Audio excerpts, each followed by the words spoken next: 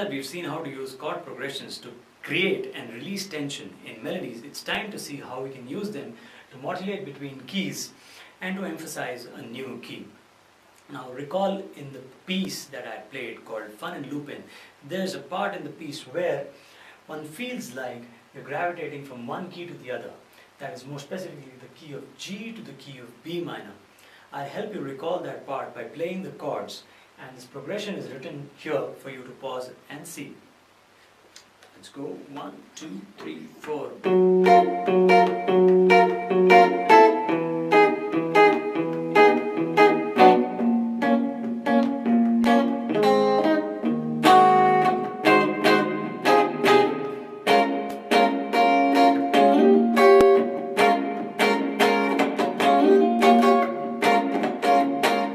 By this time we reach in the melody, we've already gravitated, our mind has already gravitated to B as the tonal center and B minor as the key. Now let's go ahead and analyze this chord progression. But I'd like to say upfront that I will not go too much into the detail of the study of the top note of each chord, which is called the melody note, or the study of the voicings. Secondly, I will also not go too much into the detail of the study of the function of each of these chords with respect to the two keys.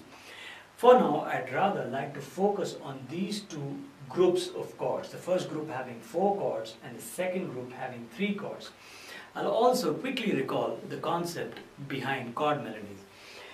Now, if you join the top note or the highest pitched note of each of these chords, what you get is the main melody, or the melody that the ear hears as the main melody.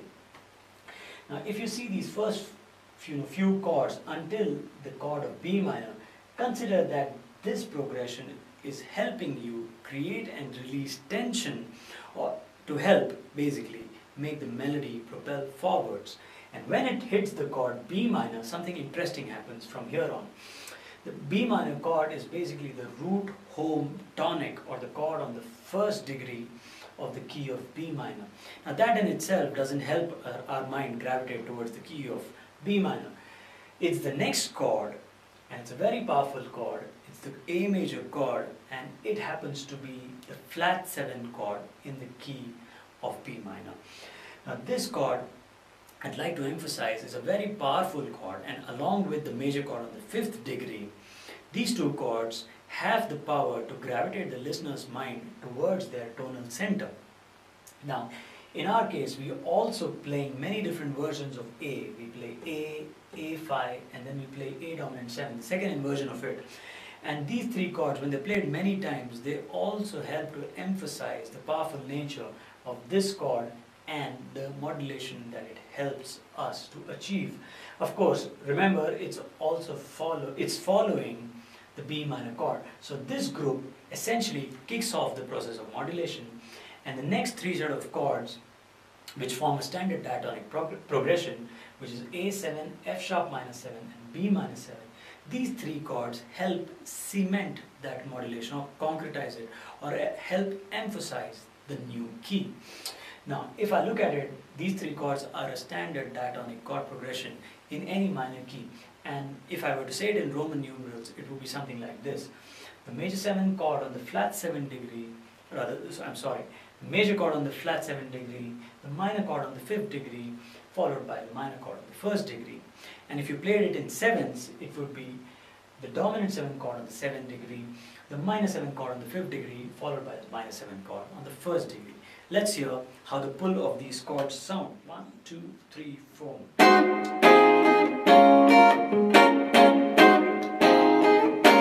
If I sing the top note, and you see how it sounds along with it. 1, 2, 3, 4. Re, re, do. Re, re, do.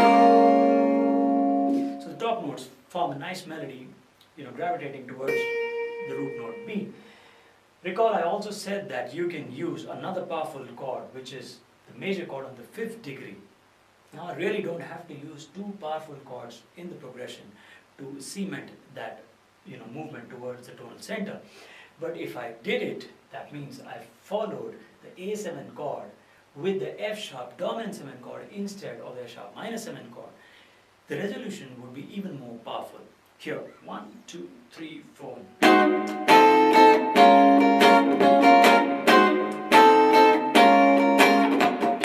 If I sing the top note, it would sound something like this.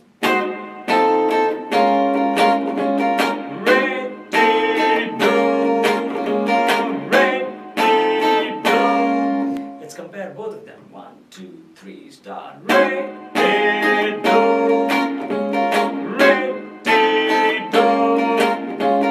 Re, di, do. Re, di, do.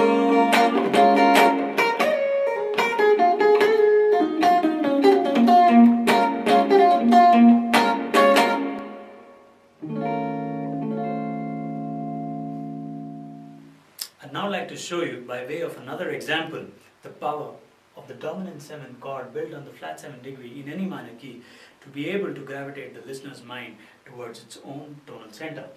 For this example, I will be switching from the key of D major to the key of G minor. I will be doing this all in the span of 6 chords, while the first 3 chords are only being used to establish the key of D. Now, the first 3 chords is a simple 2-5-1 standard progression that we'll talk about in a bit. And this standard progression helps us set our mind to the root D. The chord progression goes something like this. It's E minor 7 going to A dominant 7 going to D major 7, right? And the root.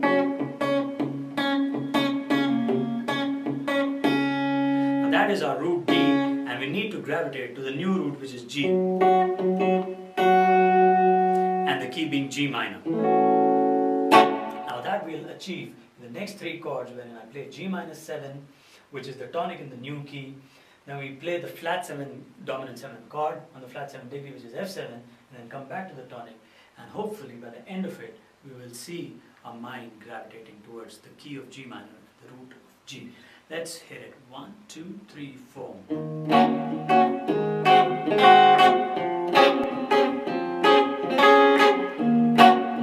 A dominant 7.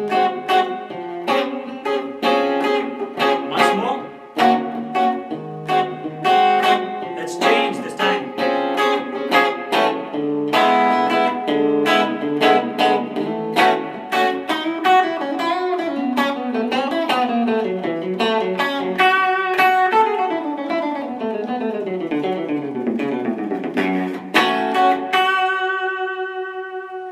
You could see that our mind is now gravitated from the key of D to the key of G minor, right? And this switch was very specifically evident if you take these 4 chords, that is D major 7, G minor 7, F7, G minor 7. Let's hear that again, the switch. We are in the key of D, so the root is D here, and I'm playing D major 7. Let's start from here. 1, 2, 3, 4.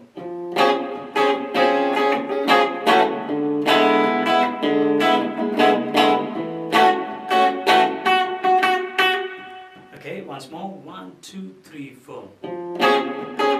Root being, that's my root.